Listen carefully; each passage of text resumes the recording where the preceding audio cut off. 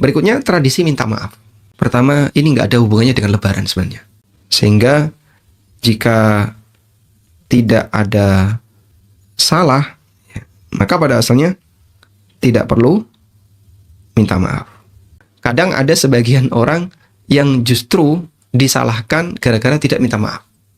Padahal andaikan tidak ada kegiatan ini, tidak ada pemahaman ini, mungkin bagi dia nggak minta maaf nggak apa-apa. Oh, memang kita nggak ada masalah. Cuman seharusnya Idul Fitri dia minta maaf. Kenapa dia nggak minta maaf? Akhirnya kayak gitu. Bismillahirrahmanirrahim.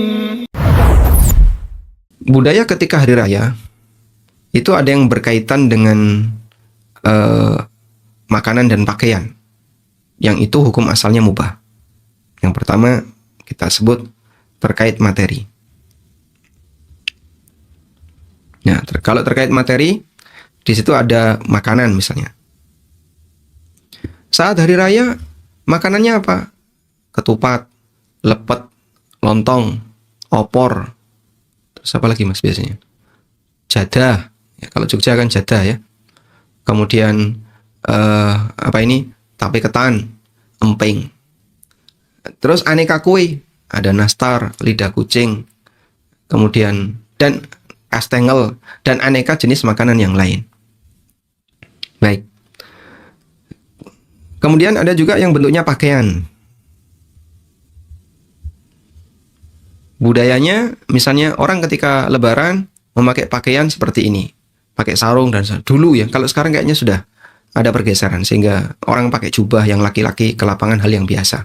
Intinya yang ini hukum asalnya mubah. Mubah selama tidak melanggar syariat. Hukum asal adalah mubah selama tidak melanggar agama. Baik. Maka masalah makanan, masalah pakaian bebas. Orang tidak harus mengkonsumsi korma, orang tidak harus memakan kambing, dan seterusnya. Yang kedua berkaitan dengan kegiatan. Terkait kegiatan. Ada budaya apa di tempat kita terkait kegiatan? Pertama, kumpul bareng keluarga. Sehingga yang jauh-jauh mudik, balik ke kampung halaman. Boleh nggak kayak gini, Pak? Ini murni tradisi yang tidak ada kaitannya dengan syariat. Dan orang mau kumpul keluarga, mau tanggal 1, tanggal 2, tanggal 10, tanggal 30 kan terserah. Mau bulan Syawal, bulan Dzulqa'dah, mau bulan Januari, bulan Februari, bebas. Apalagi sifatnya adalah memanfaatkan momen liburan panjang. Maka yang kami pahami, kumpul bareng keluarga, sehingga ada tradisi mudik, ini hukum asalnya mubah.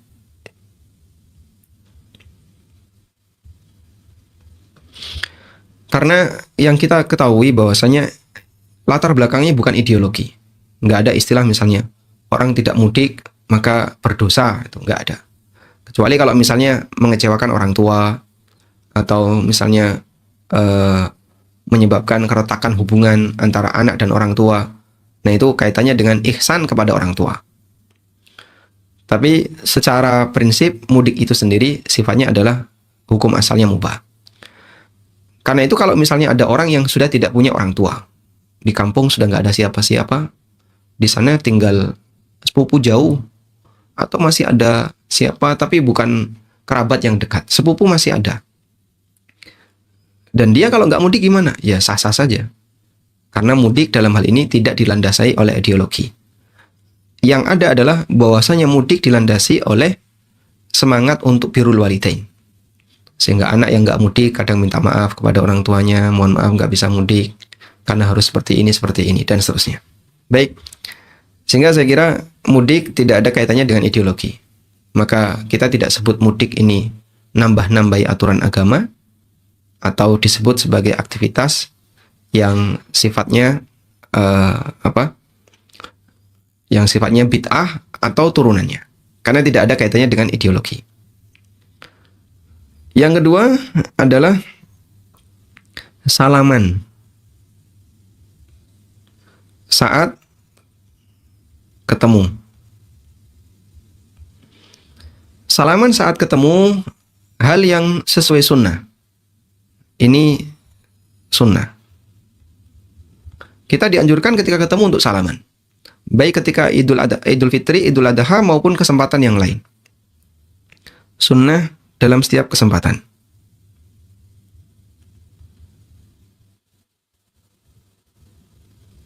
Baik. Bahwa salaman ketika ketemu adalah sunnah dalam setiap kesempatan. Sudah? Sebagaimana praktek para sahabat, mereka ketika ketemu, yang dilakukan adalah musafahah, salaman. Sebagaimana keterangan Anas, coba kita lihat. Tentang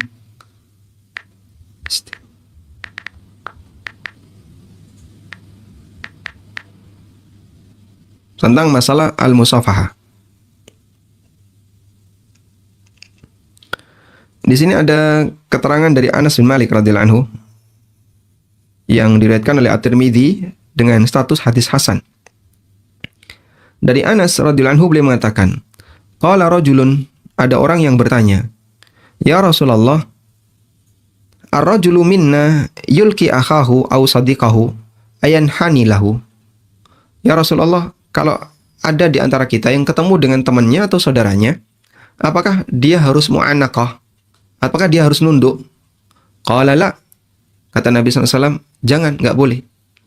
Qala afa yaltazimuhu wa yuqabbiluhu. Apakah dia harus berangkulan kemudian menciumnya? Qala la. Kata Nabi SAW, tidak perlu. Qala fayakhudhu biyadihi wa yusafihuhu. Apakah dia cukup salaman? Qala na'am. Jawab Nabi SAW, iya. Sehingga beliau ditanya oleh seseorang, ya Rasulullah, kalau ada orang ketemu, apakah saling nunduk? Jangan. Kalau begitu, apakah saling merangkul kemudian nanti dicium? Sebagaimana tradisi sebagian masyarakat, setiap kali ketemu mu'anaqah. Ya, lalu cipika-cipiki. Kata beliau, tidak. Terus, fayakhudhu biyadihi wa yusafihu. Cukup salaman? Qala na'am. Kata Nabi SAW, iya. Maka salaman ketika ketemu adalah sunnah. Selanjutnya, dan sunnah ini dilakukan di setiap kesempatan. Ketika Id gimana? Ya sama sebagaimana kesempatan yang lain. Yang C adalah mengucapkan tahniah. Mengucapkan tahniah. Yang tadi kalimatnya. Kalau kalimat yang dilakukan oleh para salaf, kalimat yang diucapkan para salaf adalah cukup bila minna wa minkum. Cukup bila pakai sigot majhul. Minna wa minkum. Cukup bila minna wa minkum. Bisa juga taqabbalallahu minna wa minkum. Taqabbalallah minna wa minkum. Pertama dan yang kedua secara makna sama. Ini dengan yang ini sama. Ya. Dan ini tahniah yang berisi doa agar amal kita diterima. Bolehkah tahniah yang lain? Tahniah bebas. Misalnya selamat Idul Fitri, atau kalimat minal aidin wal faizin, minal aidin wal faizin, atau kalimat apa lagi biasanya, atau kalimat Sugeng Riyadi. Ya, Sugeng Riyadi ini nama orang. Atau minal faizin wal faizin, minal aidin, ya, minal aidin wal faizin, atau yang semisal, bebas. Tapi untuk yang kedua ini tidak ada nilai doa. Sugeng Riyadi, selamat Idul Fitri, minal aidin wal faizin, nggak ada nilai doa. Baik. Yang D, nah ini yang unik ya. Yang D, minta maaf. Minta maaf. Ya? Kalau tahniah kita bisa sebut sunnah. Dan tadi kita sudah membahas bahwa terkait tahniah, bagi yang mengawali tidak ada nilai pahala, bagi yang menjawab insya Allah berpahala karena dia melakukan hal yang wajib. Sudah? Jadi untuk tahniah tidak kita ulang pembahasannya. Namun kalau mau berisi doa, ucapkan taqabbalallahu minna wa minkum. Berikutnya tradisi minta maaf. Ini barangkali berbeda dengan tahniah. Karena minta maaf itu ada teks khusus. Sehingga dia menyampaikan sugeng riyadi, menawi wonten lepatipun nyuwun pangapunten dan seterusnya, atau kalimat yang semisal selamat hari raya, saya mohon maaf. Yang paling ringkas sepurani ya. Yang paling ringkas ya, sepurani dan semisal. Pertama, ini nggak ada hubungannya dengan lebaran sebenarnya. Untuk minta maaf, satu. Minta maaf dalam Islam itu dikaitkan dengan kesalahan. Dalam Islam, minta maaf itu dikaitkan dengan adanya kesalahan. Sebagaimana sabda Nabi SAW, "Man kanat li akhihi madlamatun." Ada sebuah hadis.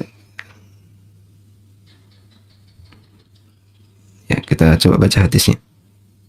Nabi SAW pernah mengatakan, hadis sahih riwayat Bukhari dari Abu Hurairah radhiyallahu anhu, "Man kanat indahu madlamatun li akhihi min irdihi aw min syai'in falyatahallalhu minhu al-yawma." Siapa yang punya kezaliman kepada saudaranya, baik kezaliman terkait kehormatan atau yang lainnya, maka hendaknya dia minta untuk dihalalkan. Al-yawma, hari ini. Maksudnya adalah mumpung masih hidup.